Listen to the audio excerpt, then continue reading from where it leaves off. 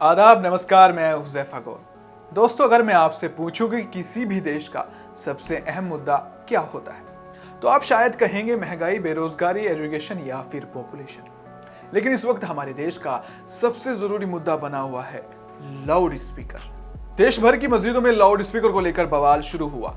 इस बवाल की शुरुआत महाराष्ट्र से हुई थी। महाराष्ट्र नवनिर्माण सेना मंच के प्रमुख राज ठाकरे ने धमकी दी कि मस्जिदों में लाउड स्पीकर का इस्तेमाल बंद कर देना चाहिए, नहीं तो मस्जिदों के बाहर जोर जोर से हनुमान चालीसा का पाठ किया जाएगा।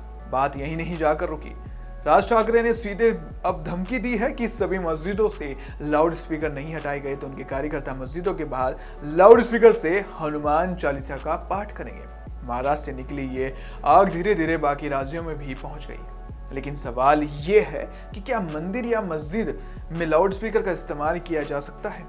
इस पर कानून क्या कहता है? चलिए, लीगल ज्ञान के आज के एपिसोड में हम इस बारे में बात करते हैं। लाउड स्पीकर के इस्तेमाल की मनाही नहीं है, लेकिन इसके इस्तेमाल को लेकर कुछ शर्तें भी हैं। लाउड स्पीकर के इस्तेमाल को लेकर संविधान में noise pollution regulation and control rules 2000 में प्रावधान है। अगर किसी पब्लिक एरिया पर लाउड स्पीकर या किसी ऐसे गैजेट का इस्तेमाल किया जा रहा है तो पहले प्रशासन से लिखित में परमिशन लेना जरूरी है।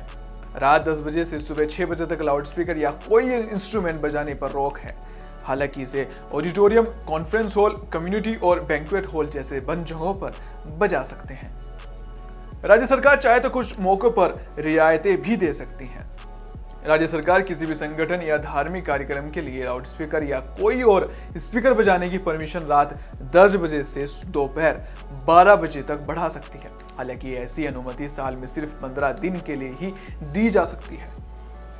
लाउड स्पीकर या किसी इंस्ट्रूमेंट से कितनी आवाज बजेगी ये भी इन नियमों में तय है। इन नियमों के अनुसार साइलेंस जोन के 100 मीटर के दायरे में लाउड स्पीकर या कोई भी शोर करने वाले उपकरण नहीं बजा सकते हैं, जैसे कि अस्पताल, कोर्ट और शिक्षण संस्थान साइलेंस जोन में आते हैं। इसके अलावा इंडस्ट्रियल इलाकों में साउंड लेवल दिन में 75 डेसिबल और रात में 70 डेसिबल से ज्यादा नहीं होगा। कमर्शियल इलाकों में दिन में 65 और रात में 55 डेसिबल की सीमा होती है। इसी तरह रिहायशी इलाकों में दिन में 55 और रात में 45 डेसिबल शोर का स्तर है। वहीं साइलेंस जोन का स्तर दिन में 50 और रात में 40 डेसिबल रहेगा। वहीं अगर कोई इन नियम को तोड़ता है तो उन्हें सजा भी भुगतनी पड़ेगी। इसके लिए आपको जुर्माने से लेकर जेल भी हो सकती है। इसके तहत इन नियमों का उल्लंघन करने पर 5 साल की कैद और 1 लाख रुपए तक के जुर्माने की सजा हो सकती है।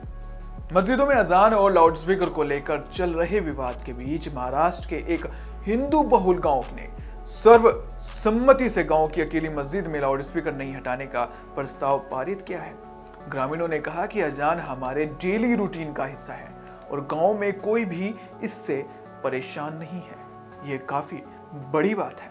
पारित प्रस्ताव में कहा गया कि अजान ग्रामीणों के लिए जीवन का एक तरीका बन गया है, जिसके आधार पर हर कोई अपने नियमित काम करता रहता है।